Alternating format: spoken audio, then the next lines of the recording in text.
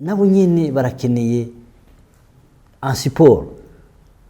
N'umuso umuntu agira yandika igitabo mu Burundi mengana bisanzwe ariko karondera gute mbega nta banki yomufasha nta gisata ca Reta mu bushikiranganji bomufasha mu gisata kijanye n'akaranga nagomba kubaza itegeko rikinga ibikorwa vabwenge donc n'abanyabuhinga n'ubumenyi riri ngaha mu Burundi ryamaze gutorwa nizihe ngingo zitatu zofatwa kugira abanyabuhinga n'ubumenyi babesheho n'ibikorwa vyabo. Ubwa mbere nuko abo banyakaranga amategeko ariho kenshi batayakurikiza, benshi batayakurikiza cyane cyane ugasanga umuntu droit d'auteur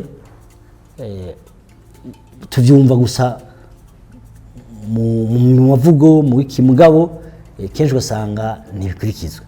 Twe twusaba yuko inzego zibijejwe d'abord ubwa mbere nuko tushiraho ikigo cabo nyene kijejwe gucungera ibyo turavuga, hanyuma tugasaba yuko muri leta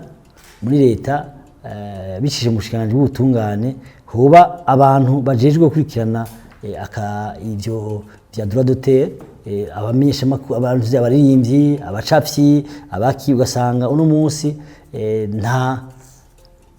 nabo nyene barakeneye un support. N'umuso umuntu agira yandika igitabo mu Burundi mengana bisanzwe ariko karondera gute mbega nta banki yomufasha nta gisata ca Reta mu bushikiranganji bomufasha kugirango abarundi bandike, kuko no munsi abarundi benshi ntibasoma.